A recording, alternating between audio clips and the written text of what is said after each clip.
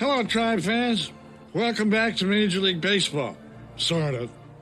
Paid attendance today is 1,412. Some of them were driven away by that little 10-run first inning the Red Sox put up. Take over, Monty. I'm in the bag. Me?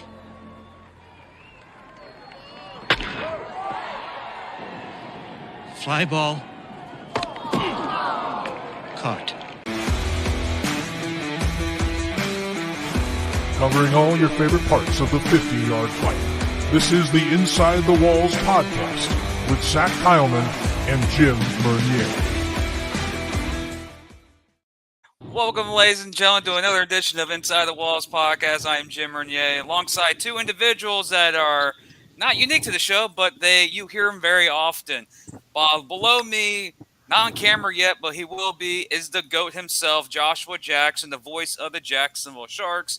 To my right is the play-by-play analyst of the San Antonio Gunslingers, Ralph Judkins. Gentlemen, welcome to edition 121 of Inside the Walls podcast, Inside the Booth edition, a unique way to cover the National Arena League Week 16 action by the guys who bring the game itself and its game day atmosphere to the fans. Gentlemen, welcome. Thank you. Thanks a lot. Really appreciate it. So let's, first off, pretty interesting week in our community, especially for the GOAT himself. Apparently, he is enemy number one in the fans from Orlando. It's Joshua's fault. It's not the team. It's Joshua's fault with his antics. And, of course, there's been, questions about Ralph's first game of the season. First game, that was it. But people still remembered. But first question to both of you, gents. I'll start with you, Josh. How hard is it as a voice of a team when people come into the Shark Tank, they hear your voice, and of course, the fans, including myself, enjoy your antics. You and ET have some of the craziest characters in the arena. You talk to actual fans in the building at times, especially your mom and loved ones that show up. What gets you jazzed up, or what is the most thing that gets you energized and focused on a game day performance by you, seeing that you have 8,000 people at night listening to you in that arena? The thing that gets me jazzed up is just getting the opportunity to be behind the microphone. This is something that I've wanted to do really since I was born. I've loved sports all of my life. I've loved broadcasting. My dad was a local DJ here in town at a radio station. I would go to the studio with him. I'd play on the buttons. I knew all the things. And I love how he was broadcasting and how he did his thing. And, I always thought, let me put the two together. And I kind of, career so far in broadcasting and announcing. So I every time I get behind the microphone, it's a rush. It's really a blessing to really get behind that and be able to do it in my hometown is fantastic. So, and to have my family there, of course, you talked about my mom. She's at every game, so I always acknowledge her and my mom and my niece, and then to have my family there and to have 8,000 to 9,000 of my closest friends there as we're cheering on our team. It's fantastic. So it's really the best job in the world, and it really is a blessing to continue to be part of this organization. And it's even more that they keep asking me to come back every year. So it's there. One thing I love about his antics with his parents or his mother is he'll say something, and then I think his mom looks at him and he goes, "Oh, I'm sorry, Mom. I won't do that again." I get a kick out of that all the time. I'm like, where is she? I got to see where she's at because I got to be prepared. But that's an antic that he does. And also, Ralph, you're the guy that everyone hears on YouTube. You range from people in the arena don't hear your voice. It's the people who are watching that game from around the United States, usually around average 700, 800 a game. What makes you get energized, or what is your passion to not just cover arena football, but cover other sports? Because you were Texas Sports Productions. You cover a variety of sports. What gets you energized about covering action like football or any other sport? Well, first of all, I'm extremely honored to call at the very, very top of the mountain. Very, very few announcers ever get to call a professional game. And since I basically auditioned for the job last year and have held on to it this year, they didn't fire me. It is an honor to do this, to help document the efforts of these young and not so young men who are part of what I envision really is a warrior cult, willing to devote and make their life about this sport. And while, Philip says I'm repping the Gunslingers, I actually am trying to honor both sides on the field because unlike Joshua, I'm not talking to my players and my families and the people of San Antonio because they're at the game. Only if they want to watch it again to relive the experience do they hear me. But by golly, the other teams and the other cities, they were listening to me and they let me know, which is why we really don't pay much attention to the YouTube chat comments in game. My broadcast partner follows them a little, and we have other people that are in the company that are monitoring it. Me personally, I'm too busy paying tribute to the amazing superhuman performances going on out on the field. And that's what fires me up, to be able to talk about those guys. Well, speaking about fan interactions and comments, Josh, he doesn't see the YouTube chats. He does when he's looking at other games, but you constantly see those chats, and you know what fan base is watching you, and you know what fan base critiques a lot of these announcers because you've actually been on these chats for other games that weren't even, San Antonio's not even in these games. And I know this, I already know the answer, but I'm going to ask you, who's the fan base in this sport that critiques the most about their announcers who are covering the game that their team is playing in? Are you saying who's currently taking the most flack and static?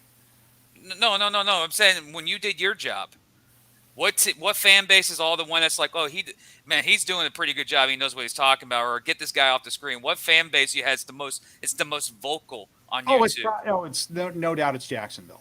Okay. No doubt it's Jacksonville. People who aren't Jacksonville isn't even playing, and we get people talking about Jacksonville in the chat, and that's okay. That's okay. The fan forum is for them, although it's kind of ugly. It gets kind of hostile. And one thing about with Joshua here is that he doesn't see the chat, and if you say something in the chat, he will usually, like, I think he made a comment about it. Someone in the chat this past game, he made it in in the arena, and I'm like, okay, was that from the YouTube stream that you just saw and just relayed that? But for you, Ralph, we have people in the NAL from all the other teams that they look at the chat and that's their only thing they focus on most of the time is just communicating with the chat, not the game itself. But that's their way. That's how they broadcast their games or whatever. Entertainment. It's entertainment. They get to be heard, and everyone has a desire just simply to be heard. You have to earn the right to be taken seriously. Mm-hmm. But just to be heard, well, everyone gets a chance. A lot of people don't feel heard or seen in their lives and in their entertainment. By golly, they engage. Mm-hmm. And boy, do they engage. You engage with the fans in a different way than the GOAT Joshua Jackson. But Joshua Jackson does something that you could say it's his calling card. And that's to get under the opposing fans' skin. He does that. Actually, when he does it, he actually proves it with facts. Like this week, he proved it with facts, with ratings, rankings, playoff records, overall standings between the two teams. He's a master of that. Josh, why is that your calling card? Do you like to just, get a little stab when your opponents come in the Shark Tank? Or you're just doing that to see, not really cause controversy, but to add more fire into a competition or the game itself? It's kind of a mixture of everything, to be quite honest with you. Just to be frank, as you know, Jacksonville and Orlando have I'll just call it a special rivalry, to put it mildly. There's a lot of disdain between Jacksonville and Orlando from the very beginnings of the Sharks being a franchise back in 2010. There's a lot of similarities between the two teams. Brent Bushy was the owner of the Orlando Predators. His brother Jeff was a longtime owner and founder of the Jacksonville Sharks. So there is that rivalry there. Orlando took out. I remember Orlando took out a billboard. I want to say it had been 2011, 2012. Close to the arena that said, Jacksonville sucks, and we'll see you rednecks at the arena on Saturday, and all this. So there's always these little barbs between Jacksonville and Orlando. I know Orlando's announcer, who's a great guy, by the way, Eric Kohler, who does announces for UCF down there in Orlando. He'll have his little barbs and things like that. And of course, it's my job to protect my home turf. As I said, this is my hometown. This is where I was born and raised. This is my team, and I want to do my best to do my part to help create a home field advantage for my team and my fans. We talked a bit offline about being a homer and that sort of thing. Like, yes, it's my job to be a homer for my team. And I'm going to continue to do that to the best of my abilities. And if the visiting fans don't like that, oh well, God bless you. I'm going to continue to do me and continue to do what's gotten me this far. So it's never to be demeaning. It's never to be, to hurt anyone's feelings or anything along those lines. It's really all in good fun. And that's what I'm going to continue to do. I've got the support of my owners and my fans and everyone like that. And I'm going to continue to do that because it's my job to cater to my fans, to cater to my team. Mm-hmm. And Ralph, we'll wrap it up the questions before we break down both games this week on NAL Game Day. Preparing for a game with the proper stats, the proper rosters, compared to what Jackson, he already has his stuff because he's in the building and he knows his atmosphere. You are in your booth preparing for all the information, YouTube. You're only on YouTube, but yeah, you're on YouTube stream. Going live, you have so many other things you have to worry about before you go live. The question is this to you. Let the people out there. Philip made something about he helped you a couple of times in high school and in the arena as your color commentary. How hard is it as a broadcaster that people only see the 60 minutes that you're on screen or at 3 hours, whatever, how long the game is being aired? How hard is it for a play-by-play guy to set up, get everything ready, make sure everything's working before the airtime before the kickoff? How much work does go in there? People don't realize it. You've told me a million times. It really depends on who you work for. If you are some Top Gun ex-professional hired, brought in to talk about because you are a personality in the league, it's pretty simple. Somebody puts 2 rosters in front of you and they put a headset on you and you start talking. Well, if you're a employee of the production company, you may be required to show up the day before or the day of, set up all the equipment, run all the cables, because we collect our sound, at least we have for most of the year, from midfield. And a lot of people do not know because they don't. I ask them not to put the camera on us because I agree with Joshua. I'm not the show. I'm not what they paid for a ticket to come and see. But we have to collect the sound from midfield, run 200 feet of cabling back to the mixer, plug it into the mixer, sound check the mixer, get the sound from the referee. So when they call holding whoever, so many, repeat second down, the fans hear it at home, and make sure that's at the right level, that it's not louder than us, but it's about where we are, and we hear it, so we know to shut up and let the referee talk, because that's what the fans are there to listen to. And then there's the director immediately to my right. They're dealing with the cameras, the replay. I have to provide them with the starting lineups, because we actually put what we believe to be our best guess of who's going to be out on the field first, because I think that's just expected. There's a lot of small pieces and parts, and then I get to the call sheets that you help me with, so we know who's there, that I'm able to pull the statistics off of the website, that I'm able to look up from other sources.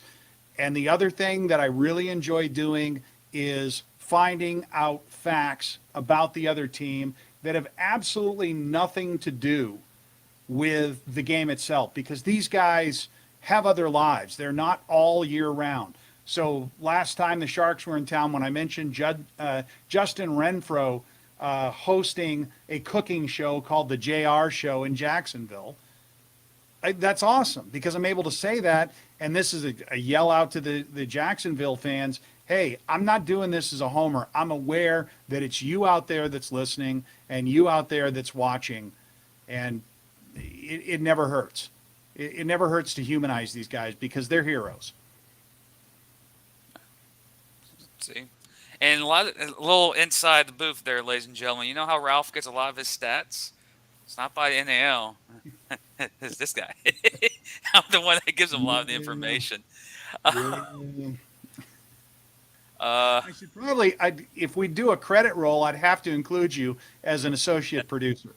I would have to give you some kind of production credit for the especially the human interest angles that I would never know. And I listen to other broadcasts to see if I can glean stuff off of them.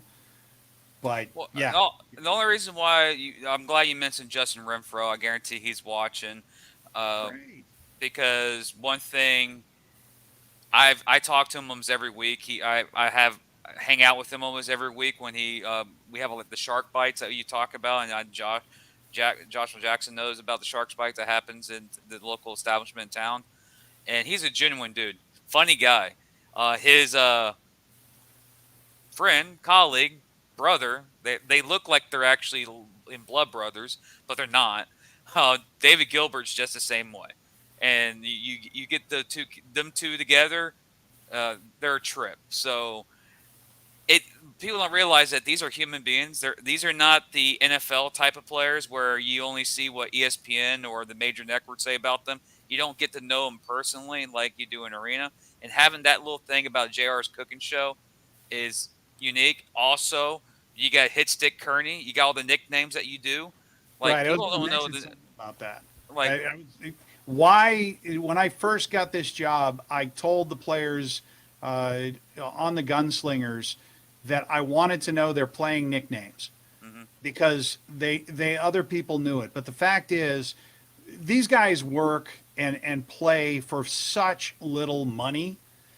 I want to add value to their time in the league by helping them build their brand. So if I'm talking about Scary Terry because it's his nickname, I'm helping build his brand, because any player could call themselves whatever they want, Italian Stallion, but until somebody else calls you that, that's just you trying to talk yourself up. So I'm helping players, all players I can, build their brand, build their name as much as they can, as my contribution for their compensation for playing in this league and playing my team or wherever I get to call. are you talking about Shark Nova? Well, we disagree on the nickname because Italian Stallion comes from the man himself. Yes, You can call him Shark Nova. I'm the one who started it. Yes, but yes, you did. but yeah, we don't. I know a lot more nicknames that don't get shared by a lot of because a lot of players don't want their nickname to be out there, but some of them do. But let's start talking about the games this week, gentlemen. How about that? Let's we'll leave the bigger game in in San Antonio for last. Because that has more implications on a lot of things than Jacksonville and West Texas. So in West, let me get the freaking banner. See, I don't like going live. It's too much editing. Here we go. Warbirds and Sharks in this game.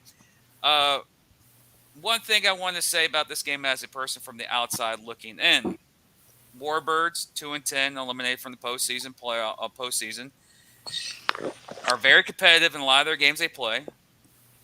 They take teams down on the wire. The last couple of weeks, they went toe-to-toe with Carolina, and Carolina eventually pulled away in the second half.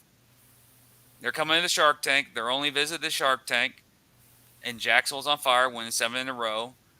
They're looking good. I'm not going to break down the game because this is inside the booth.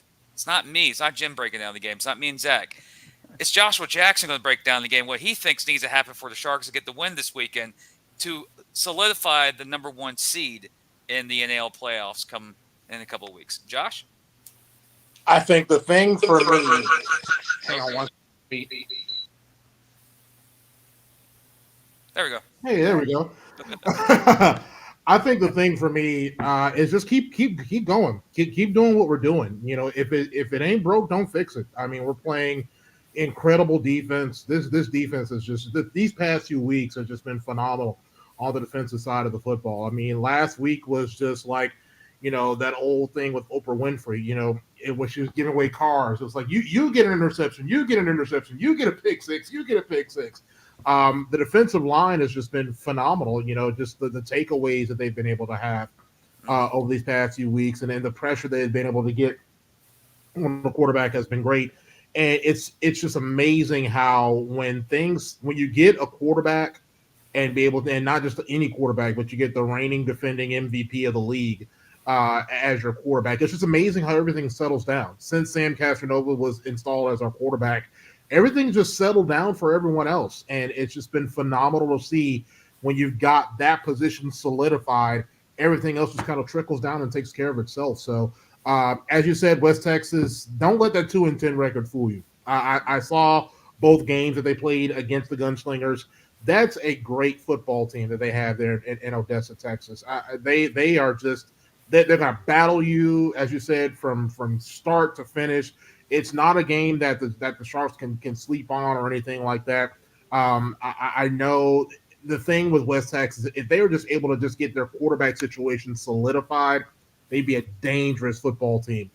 They've got great weapons at wide receiver. They've got a solid fullback, solid running game. They've got a great defense, solid line of scrimmages on both offense and defense. If they were just able to get that one missing piece with getting that quarterback solidified, it'd be a dangerous football team. But this is by no stretch of the imagination going to be a game where Jacksonville can just come in and sleepwalk. You know, you want to be able to come in and continue to get some positive momentum going into the playoffs. So I believe the Sharks will win. I think the Sharks will win pretty substantially, but this is going to be a game in which, you know, Jacksonville can't afford to rest on their laurels. They've got to be able to come in and play the football that they've been able to play these past few weeks, that have gotten in those 7 consecutive wins and have gotten the number 1 seed at this point in time in the NAL.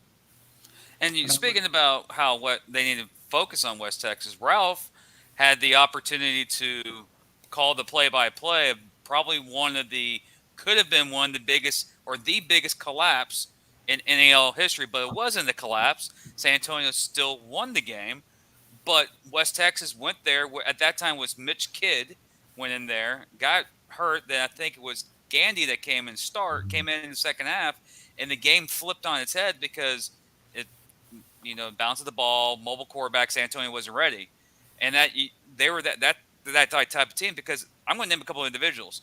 Weber, the best kicker in the game right now. The guy hits deuces left and right, and he's going to hit a couple deuces tomorrow. I guarantee it. Trayvon Shorts, probably one of the best jack linebackers, maybe Iron Man of the Year. That's the type of player he is. And then you go down the list, Cornelius Lewis, the veteran himself. Don't get in his way because he's going to knock you down. And, there's individuals on that West Texas team that have played on other teams that were stars on other teams. So, for Shark fans to be like, yeah, this is going to be the average, 4 turnovers, a couple pick sixes, is going to be a 30-point whipping. Sharks fans, this is not Orlando. West Texas is a different beast. The record doesn't show what they are. I looked at the record, some of their stats. They have a better turnover ratio than Orlando. Their point differentials, still they've lost more games, but the point differential in each game is better than Orlando. So even though the record's 2-10, they're in more of their games that they play. Like what you said, the quarterback situation is not being solidified, so they can't get any consistency. But they have come up in 2 games this year and bit someone in behind. Mm-hmm. They bit Carolina in behind when they didn't expect it, and they got Albany a few 6 weeks ago, 7 weeks long ago. Seems forever ago for that one. We had Albany. Yeah. But they're coming into Shark Tank, long distance. The last time they came down to State of Florida, they came with a win. Excuse me, they didn't beat Carolina. They beat Orlando. I got the games confused. They went to Orlando and beat Orlando. Now they're coming back into the Shark Tank.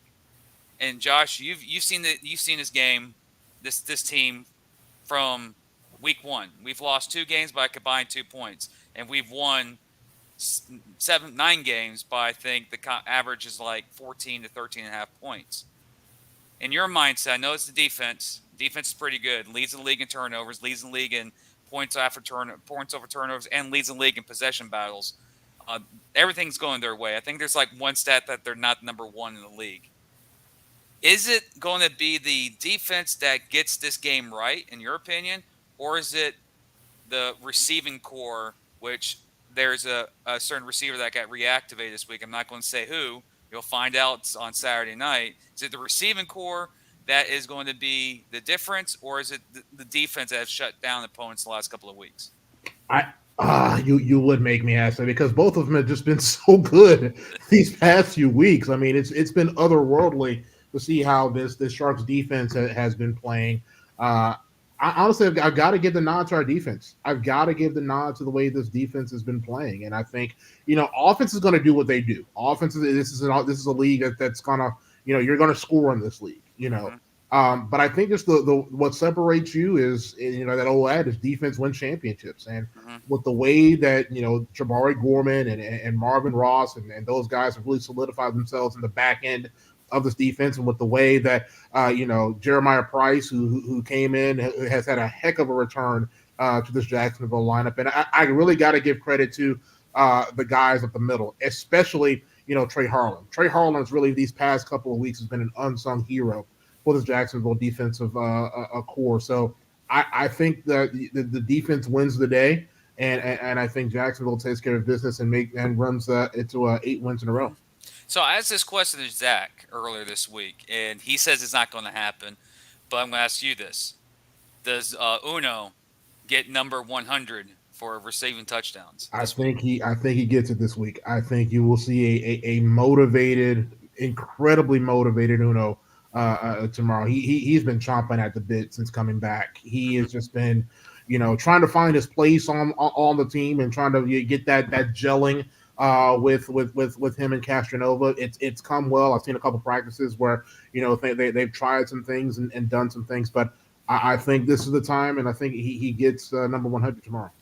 Score prediction of the game. I'm gonna go Jacksonville 61, and I'm gonna go West Texas 45. So you guarantee free wings on Tuesday night. I guarantee free wings on Tuesday night. So head to Island Wings and get your free wings. Okay. See, again, we do pick'ems at the end. How we're going to do this episode, ladies and gentlemen, if you're watching us, there's 20, now 16. It's been fluctuating. The last 15 minutes of the show is questions to the guys themselves, how they cover the games, any of that. We're going to cover the next game. This time, Ralph is on the call. Me and Ralph talk a lot behind the scenes about situations in San Antonio, what we think. San Antonio takes on Carolina, a team that they just played last week. There's things that are big question marks. A lot of fans who don't watch San Antonio think of one individual, a quarterback that played here in Jacksonville last year, Arvell Nelson. And as a fan from outside looking in, we know Arvell's not playing the Arvell type of game over the last couple of weeks. And also, when you look at San Antonio, they got an addition of Kendrick Ings. And mix that with a Kyle Rashad and Philip Barnett, that's a solid wide receiver core. And one thing that San Antonio has that a lot of teams don't have, they have a savvy veteran backup quarterback in Robert Kent Jr., who's been in the arena of football for ages, it seems like. Since Jesus walked there, that's how long it seems like he's been in the league. He's been there for a long time. What does San Antonio need to do this weekend to win against Carolina and solidify themselves as a 2 seed and guaranteeing them a home playoff game in 2 weeks against that? If you guarantee the 2 seed, it would be against Carolina, or possibly the 1 seed if anything happened in Jacksonville in the next couple of weeks. I don't think the 1 seed is seriously on the table. I'm surprised I didn't get to say anything at all in the West Texas game. I will say that West Texas, before I get to us and what we got to do, West Texas has a secret weapon. And that secret weapon is the coaching staff of West Texas. They've got 10 of them. No detail is going to be overlooked I forgot by about West that. Texas to prepare for that game. No detail anywhere is going to be left unaddressed, and they are going to have a plan to win. It hasn't always worked out. We talked about Mitch Kidd. He left the game with a concussion. Very, very unfortunate to lose him at quarterback. But they have a plan, and that's West Texas. And if they give Jacksonville a game like they've given the Gunslingers already, those first two games, I mean, they had the ball in the last drive when we were out in Odessa. They had a chance to win the game, and they may not win the game. It may be 2+ scores, as you said, Joshua, or it may be more, or it may be a lot less. And if it's less, that's why I think it was less, because how the coaching staff is able to analyze and it's time to analyze. Meanwhile, back in San Antonio, what needs to happen for the Gunslingers is they need to actually play to their potential. I know 5-0. I know where we are, 8-3. Who wouldn't want at the beginning of this season a guaranteed 8-3 record? But you want to get hot going into the playoffs. And this is the moment for San Antonio, if they can, to turn it on and show the world how scary they can actually be.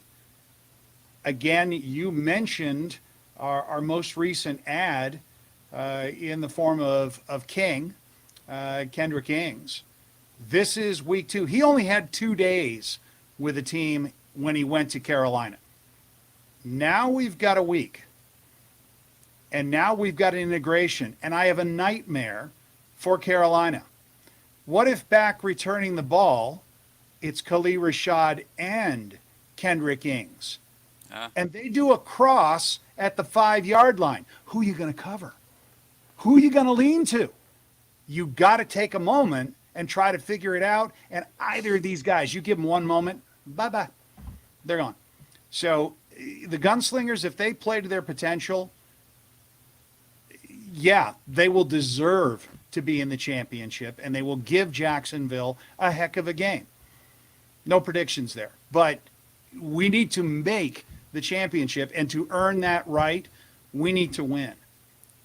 And I know I'm going a little long with this answer. This win is actually important to the franchise itself, to the organization, because it will allow us to bring, for the first time in a long, long time, a championship playoff game in the sport of football to San Antonio. Brahmas missed it barely. Gunslingers have a chance, and that chance happens tomorrow. It's important. Please watch. Oh, I'll be watching, of course, because it's kind of my job to watch, because I do this show. Yeah.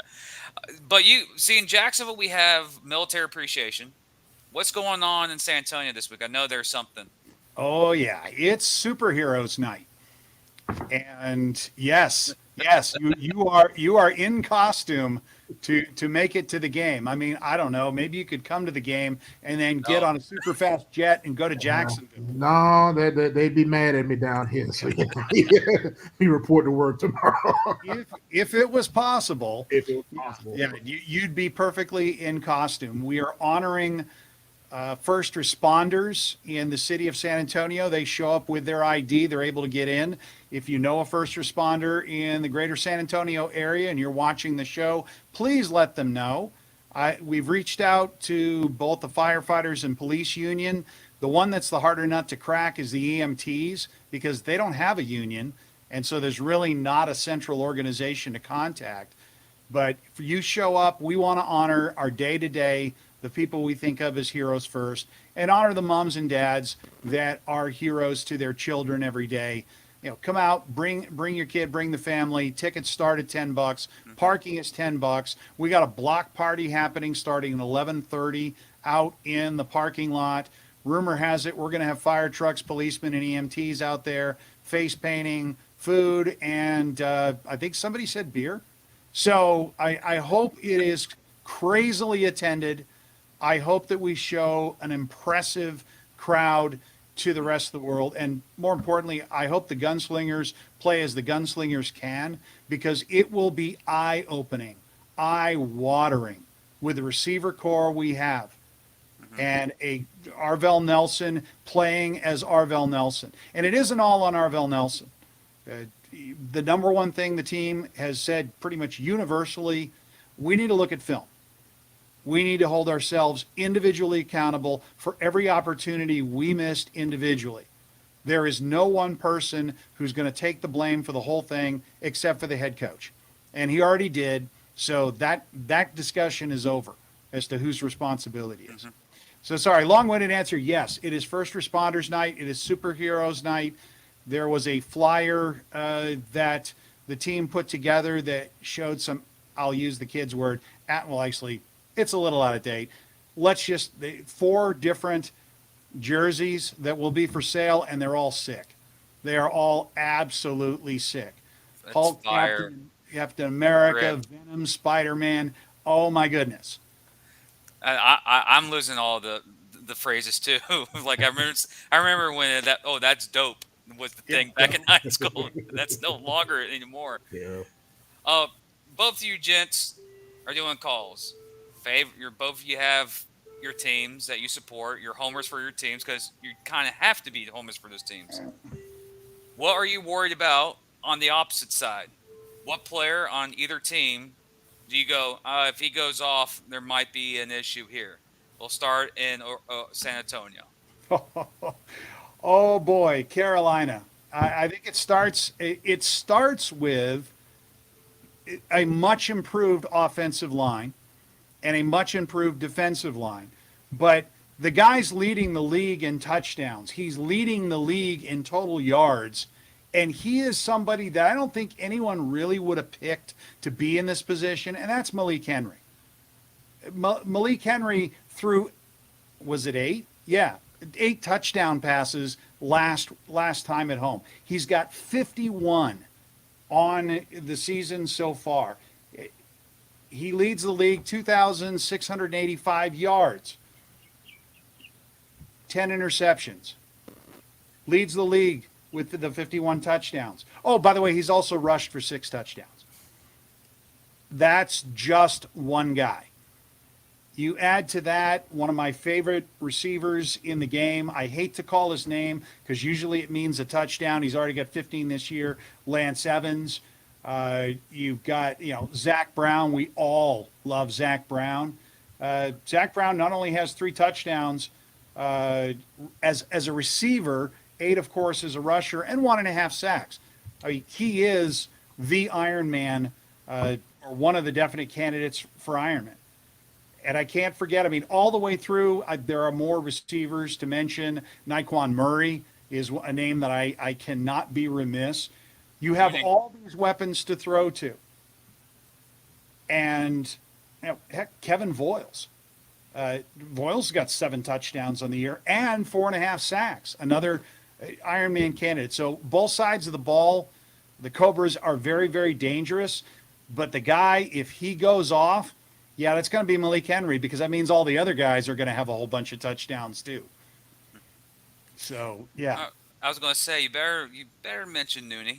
Like he's going on, he's catching on fire. Him at one point, him and Tamori and Terry were going off, and just me as a FSU grad, I'm like, they were on the same team together too, and we didn't do nothing with them. I was so aggravated, but that's FSU, and we're gonna move on. All right, Shark fans here, who we worry about against West Texas? Who, if they go off? Trayvon Shorts. Full stop. Yep. Full stop. The man is a handful and a half. Offensively, defensively, it seems like since he's gotten out of Albany and gotten to Odessa, Texas, he's got a new lease on life. He's been playing some inspired football all year long, and if he gets on fire, it could be tough. A dark horse for me would be Kevin Didio Weber.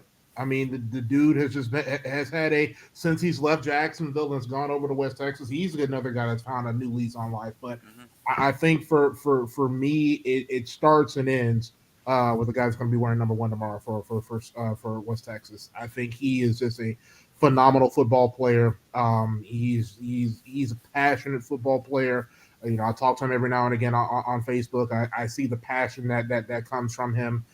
He just really plays hard for his team, and he's been a great player to watch from afar. So I think if he gets off, it could be a little bit problematic. So I'm going to be interested to see how this Jacksonville secondary, who's had a great past couple of weeks, how they plan on locking him down. And he's been playing great jack linebacker all year long for them as well. So Sam Casanova and our offense is going to have to be on our P's and Q's tomorrow as well to really put him in check. So I think it really starts and ends with Trayvon Shorts. Shorts, I'm going to say Jalen Childress, because he early in the year was showing signs that he's going to be this year's version of Kylie Rashad, like small, quick, agility, fast explosion, and he still has that. Again, like you mentioned when we broke down the game, the quarterback was a question. The consistency at quarterback. Childress never really had that consistency until Mitch Kidd got there, and then the offense started to look really impressive. Like, man, this West Texas team is turning things around. I think if he has a good game with Trayvon Shorts and Jacksonville plays a B game, this is a late fourth quarter 2-score game. But yes, I think it's those are the two guys. And for San Antonio, Naquan, I think he's a determining factor, but we can't go an episode without saying Adam Smith. That guy is due to do a kickoff return for a touchdown, because if he does one again this week, that'll be 6 consecutive games with a return touchdown, kickoff return for a touchdown. I think that's currently the longest active streak right now in the league, so can't go on. And I forgot to ask you, Ralph, what's your score prediction out in San Antonio this week? Or can't do it because you're doing play-by-play? Yeah, I can't say, but I don't even talk in terms really of the score itself, because the score is a byproduct of possessions. I'll say the safe and probably cowardly thing: the team that commits the fewest turnovers, or conversely, the team that gets the most points off of those turnovers, because that's really what matters, is going to be the one that will win every arena game ever. So it's a safe, take that to the bank prediction, but it's not going to allow you to win a dinner from your friends or anything like that. But the Gunslingers play their potential. Their potential is going to be met by a very, very competitive Carolina team. I am predicting this game will be highly entertaining, and you will be interested in seeing the fourth quarter all the way through down to the last minute. Absolutely, all the way through. And what's also great about this week, ladies and gentlemen, is that when San Antonio game ends, Jacksonville game begins, because it's back-to-back. This is what you got, like CBS doubleheader for college football. You got your big noon kickoff, and you got the 3:30 game on CBS. For me, I'm FSU. We usually play either high noon on the ACC network or some Raycom channel. So I'm a Florida State fan, so I feel your pain. I'm either A in Tallahassee or B going, I don't have this channel on my cable package. But we get of course, ladies and gentlemen, if you're listening, if you have fan questions to these broadcasters and the play-by-play about anything, send them now. It's your time, and we'll be wrapping up the show this week. And the first one is from Chris. How did you guys get into broadcasting? Josh, you want to go first on this one? Like I said at the beginning of the show, I've always wanted to get into broadcasting or announcing in some capacity. My dad was a local jazz DJ here in town, and I'd always loved sports, so I kind of put the two together and kind of married the two. Ended up going to school for broadcast journalism at Florida A&M University in Tallahassee. So very, very passionate about my broadcasting and my announcing and things like that. So yeah, that's kind of pretty much my story. Just kind of loved watching those broadcasters on TV. You know, the Keith Jacksons and all those great broadcasters, the Dick Enbergs, the Vern Lundquists on CBS. I can go on and on. I loved watching those on TV, and I love listening to games on the radio. My favorite play-by-play broadcaster of all time is Gene Deckerhoff. I love Gene. Gene was fantastic. So being able to listen to him and actually getting a chance to meet him and spend a little bit of time with him was awesome as well. So that's pretty much my little story there. I know who Gene Deckerhoff is because I've met him before, and he is genuine as he is on the radio. He is. And a Jacksonville native as well. So we had that in common as well. So yeah. West Side High, if I'm Mandarin. correct. Mandarin. He went to Mandarin. Okay. Mandarin. Yep. Oh, wrong side of town. No, not Mandarin. It was I'm sorry. It was Ed White. It was Ed White High. I don't think I went to Ed White. He didn't go to Ed White. I thought he did go to Ed White, but okay. Forest. Yeah, that's right. I think it's Forest. It might be Forest. We're kind of now it's West Side High. Sorry, we'll name all the schools in Jacksonville. Ralph, what got you into broadcasting? I come from I graduated from the Fake It Till You Make It School of Broadcasting. My degrees have nothing to do with broadcasting at all. I, as a teacher, I took a job in a town that was not where I actually lived, and I stayed there overnight, subletting. I mean, you got to do what you got to do for your family, right, guys? And I had time in the evening, and so I started going to my students' events. Some of my students were athletes, and after watching the effort they put in inside an empty gym with no one at all, I decided, okay, I'd like to see if I can make an electronic record of what they did when they were in high school. So I started a podcast where I'd go to a game. I would call the game, record it, mix it down, edit it, and we'd post it on the school website. And that's really how I started.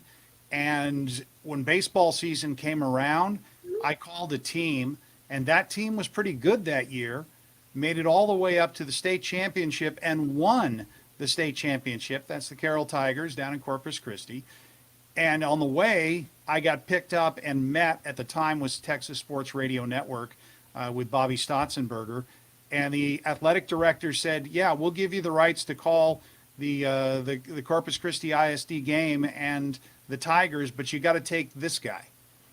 And so I was auditioning with them. I wasn't terrible, and they brought me back. And that's how I got started in broadcasting. Folks, if you want something in life, there's only one question you got to ask yourself is how bad do you want it? And if you can figure out how bad you want it, you'll figure out how to get it. And I love what I do, and I am so, so honored to be able to call a professional game. Oh, I love this question. When and how did you get interested in the 50-yard game? I'd heard of it, hadn't paid any attention to it whatsoever. And then my production company got hired by the owner of the Gunslingers to go and do their game. And I'm the sound guy. I was the sound engineer for that broadcast, and I started seeing something that was a lot cooler than professional football. This is cooler because I'm not watching a bunch of millionaires playing. I'm not watching a bunch of the best that have been through all the combines and that were the very, very top. These men that are out there playing are the recipient of a measure of talent from God, and it had nothing to do with how tall they were.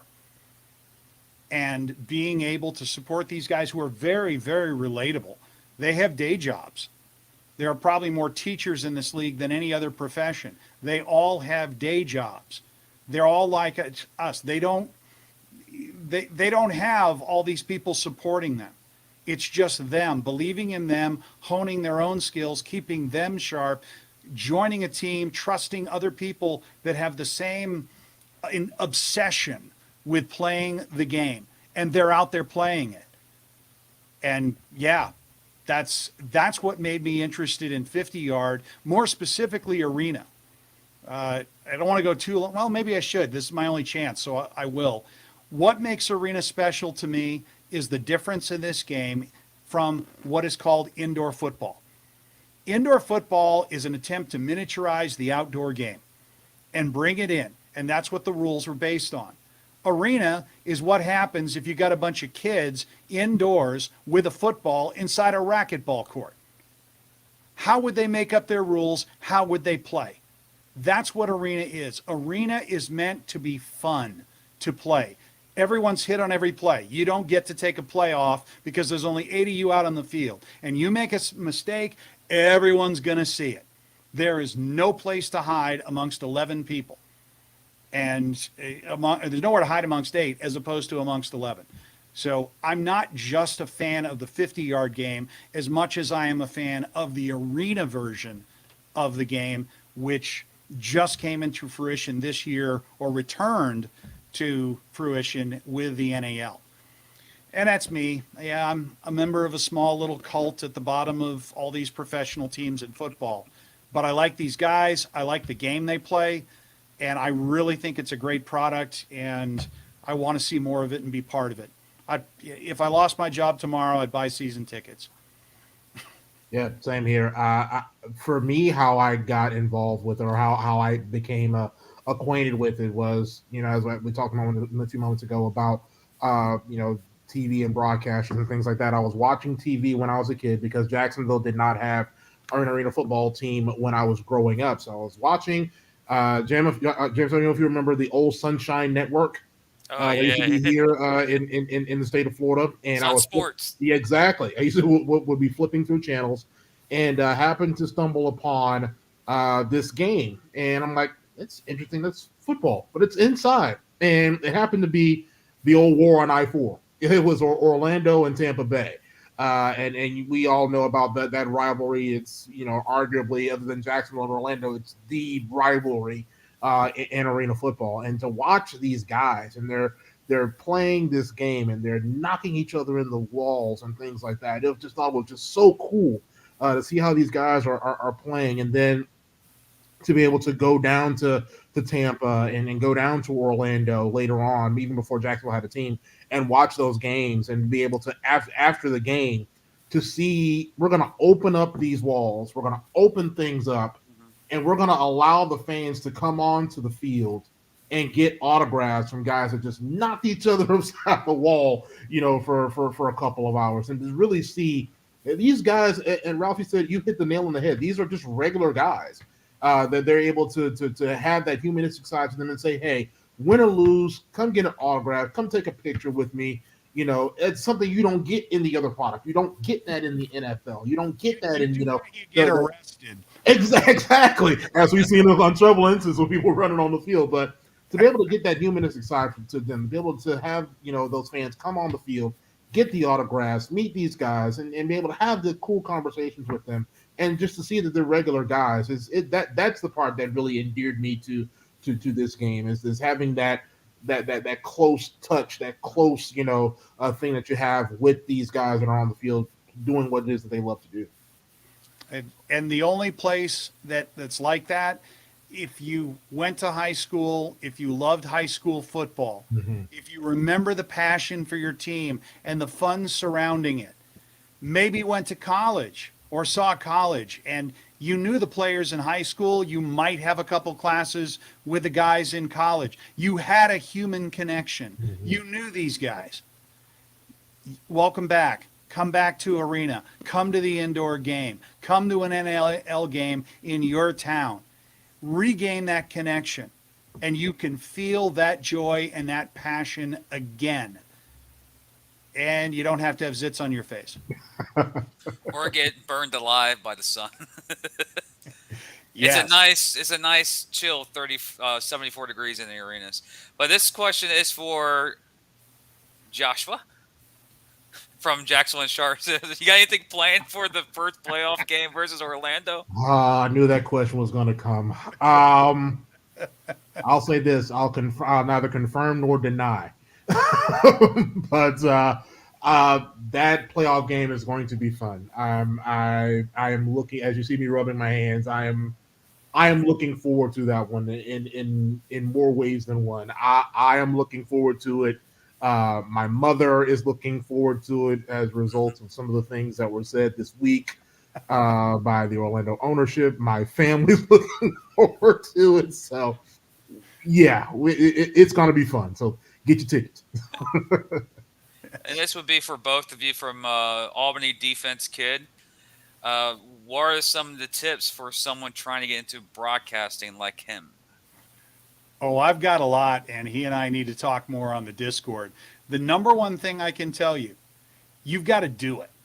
Even if you're just going to go to the park, find two teams playing beer league softball, or you're watching flag football, or you're going anywhere, find yourself a location, get there, get yourself, if you can get a roster of the teams, or pick two of your favorite teams and just identify them as whoever on that team has that number and call the game. You can buy your own handheld microphone that records to an SD card or talk into your phone. Then go back and listen to yourself. Then critique yourself. And you can become very quickly very good. That's what I did. I listened to all my podcasts because I had to edit them.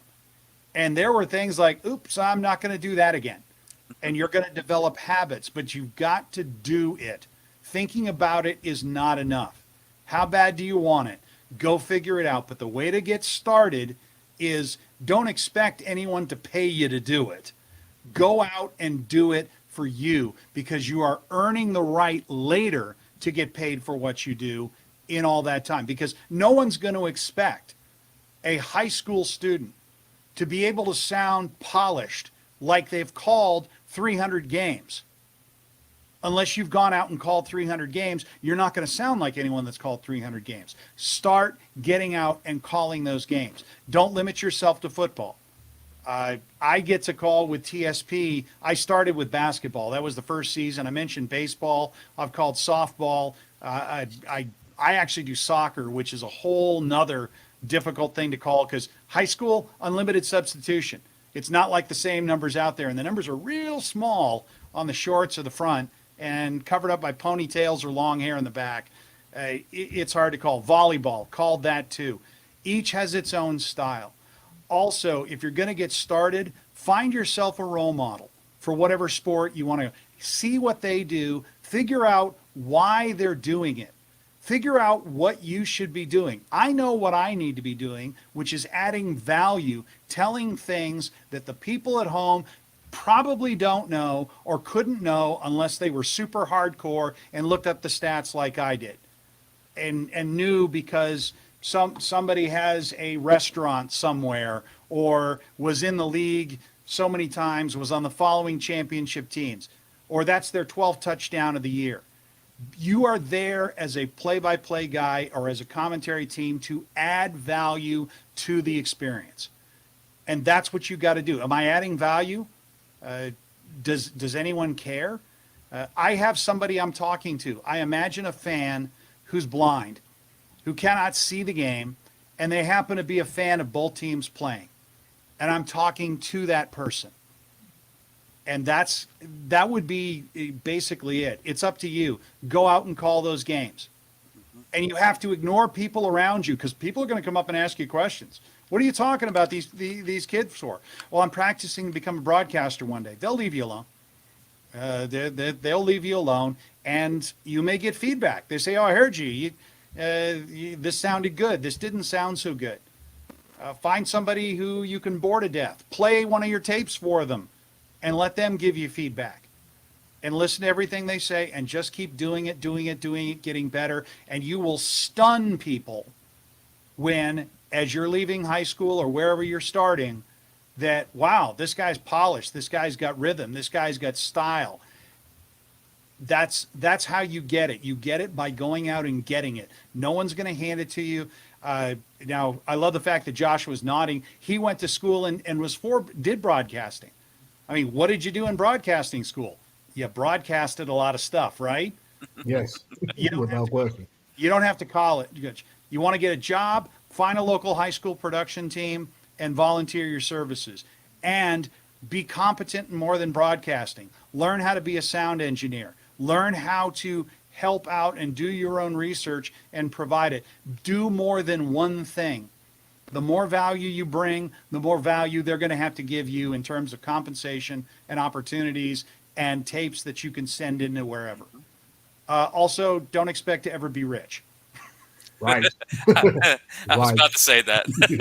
Right. I think quickly on my end, I think Ralph, you hit the nail on the head. It's having a passion. Be passionate about it. If it's something that you want to do, have that passion about it. And like you said, just go for it. I'm definitely a fan of having those mentors. You know, I have mentors myself, and my regular 9 to 5 job. I'm the sports information director and radio play-by-play broadcaster at Edward Waters University here in Jacksonville. It's a Division II institution here, HBCU here in Jacksonville, and you know, being able to bounce ideas off of other broadcasters, being able to, you know, should I say this? How do you navigate this sort of situation? Being able to have those things, develop your own style. Practice always makes perfect. You're gonna make mistakes. You gotta be. You have got to. For professionals, for as long as Ralph and I have done these type of things, you're gonna make mistakes. I make mistakes regularly. People may not see it. Yeah, right. People may not see it. People may not understand it or whatever. And say, hey, you know, I don't think you did it. I beat myself up about a lot of the things that I may have missed or whatever. But be comfortable with the fact that you're going to make those mistakes. And as my father used to tell me all the time when I was a kid, whatever it is that you decide to do in life, make sure you're the best at it. Be passionate about it and be able to have that and have that passion be portrayed in how you do things. And the fans, the public at large will absolutely receive it and receive it in the best way. And people say I'm a professional podcaster. No, the great thing about podcasting is that there's something they developed called editing. Now, Yes. 10, 15 years ago, there wasn't really editing. Or if you did the podcast, that was it. Now you can go, oh, I can actually go eliminate that. Don't need to have that there. But yes, I have a communication degree from Florida State with a history degree mixed into it there. So I know both fields. I know how everything is, and I know learning how to articulate certain things based on different type of situations. Like if you want to inform someone, that's a different approach than trying to get someone motivated and excited, because there's a difference between a sports broadcaster and your local news anchor on Channel 4. They're two different type of people. Yes, they're in the same field, but they have two different things. The sportcasters try and break down multiple games, interviews, players, situations, while that news anchor is trying to give you multiple stories from different type of stories, from passion to, you know, community service to tragic news. That you have to find that mold. And how, like you said, pick an idol. Like when I look at a broadcaster, I think of a Jim Nantz. It's like I like to be a Jim Nantz, but also I want to be like that Stephen A. Smith. Like, you know, have some fun, but also have that voice where people listen to you. They go, if Jim's saying this, I know it has some background into it. He's not, you know, going off the whim. Because when you look at Jim Nantz, he's on CBS. And he's the main guy for NFL and CBS. He's the main guy on PGA Tour. And I think he's still doing basketball. I think this was his last year doing NCAA basketball. His past year was his last year doing March Madness. I think it's now just NFL and the PGA. I look up to him because he knows the game.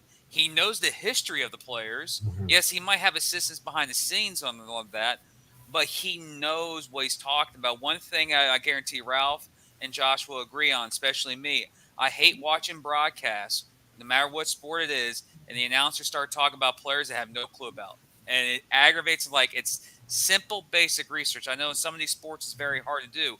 And if you're covering sports in a league or an event that you don't know, talk to a family member, talk to a fan. They'll know it, and you'll jot that notes down. And when you go present the product, at least when you present it, people think, oh, he knows what he's talking about, even though you just found out 5 minutes ago. That's what I've learned in my time doing podcasts, especially for the NAL and over the last year. It's like there's some of these players, when I first started, I'm like, honestly, I joke with Castronova now. First time I heard his name, I butchered his name. I call him Samsonov. Nowhere near Sam Castronova. And he keeps reminding, it's like, yeah, remember that name? I was like, yeah, I know, Sam, I apologize. But as I got better in the industry and start learning the players, I've come and built relationships. That's what happens when you get into this industry, or any industry in this, no matter what field you're in. certain players or certain people will come to because they'll trust you. You become friends with them. They'll give the connections that you need to get. People go like we have fans ask me, so who are your connections? It's like it's not just one person. It's the relationships you built throughout the years of people who trust you. And that's because they believe in your image and your vision. Like Josh, he's at Edward Waters College and FAMU University. Like he's gone through some trials and tribulations. I've talked to some of my radio idols, Jeff Cameron, ran him into a bar. I think it was Momo's Pizza off of Momo, yeah. in Tallahassee. And I was getting because I've always wanted to be a radio guy, someone that was doing radio. And he said, "This is what you got to do. It's not like get a mic and go out there and do it and someone's going to grab you. It's hard work. Find something that you love. And when you find something that you love, make sure you build a reputation in that area. And then once you get that and start building a community, then eventually someone's going to spot you somewhere outside. Maybe like with Ralph, someone like TSP, but he had to start somewhere. TSP found it. Like me, what happens if I'm doing this and I get a phone call from 1010XL? It's like, hey, Jim, we want you to join Hacker at 10 o'clock at night for the 2-hour show. That's something I'd be like, I'll go on Lansing because it's the work. So for defense kid, find your itch, find it, work on it. You're going to make many mistakes. I still make mistakes. I make mistakes live on the show all the time. But remember, you're going to make mistakes and then you're going to correct. And you get better from that. Just don't, what my father says. You're going to make mistakes. You're going to run into the wall all the time. But you remember, you can remove the wall and walk around it.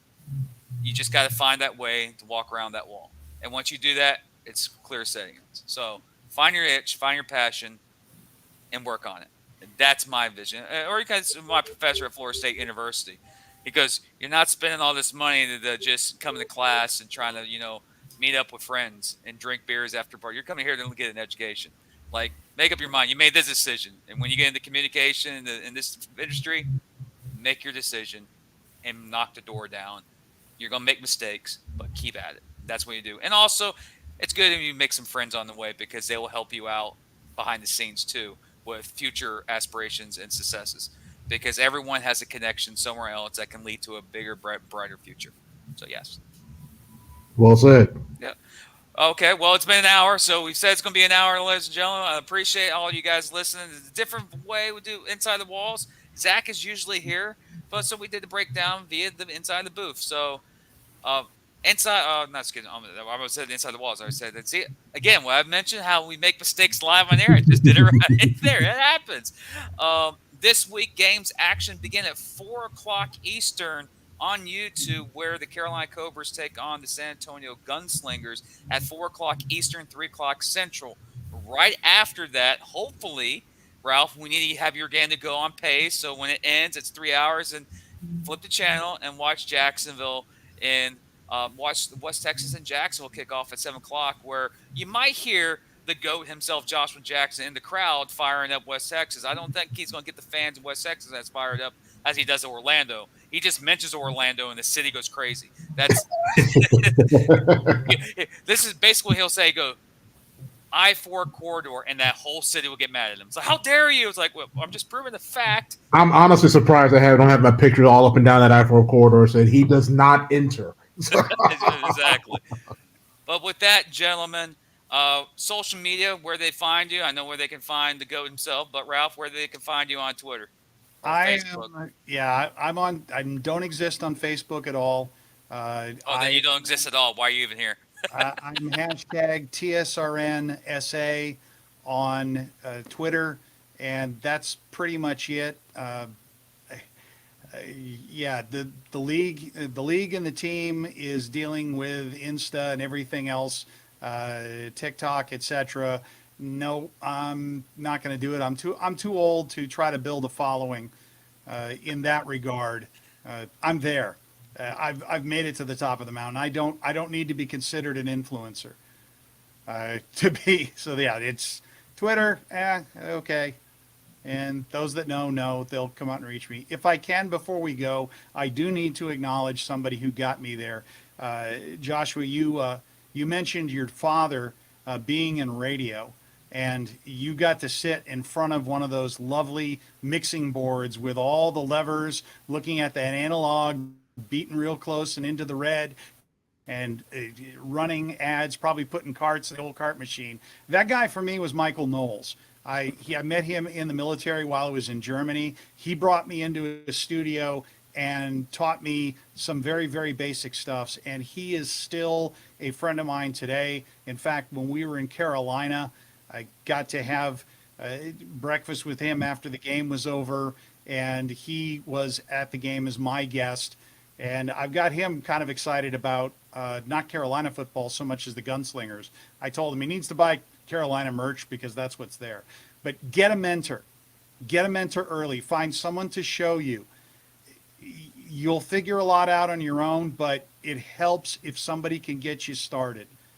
And I wanted to say thanks to him, because without this, I wouldn't be doing it. Thank you, Johnny.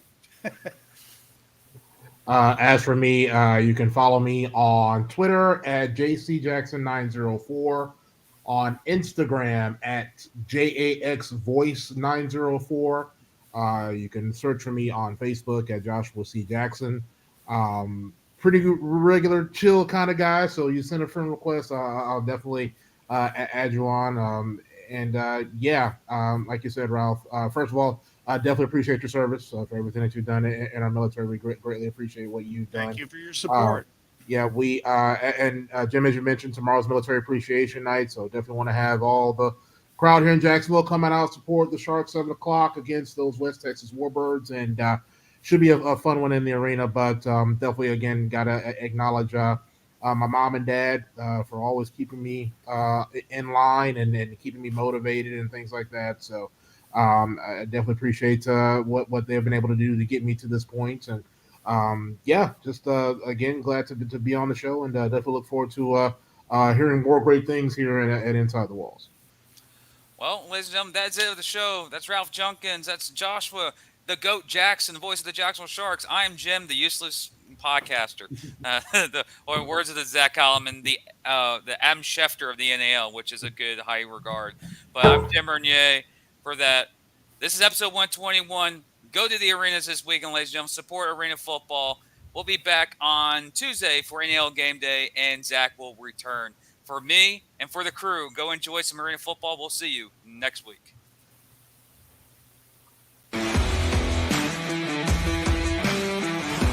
Covering all your favorite parts of the 50-yard fight. This is the Inside the Walls podcast with Zach Heilman and Jim Bernier.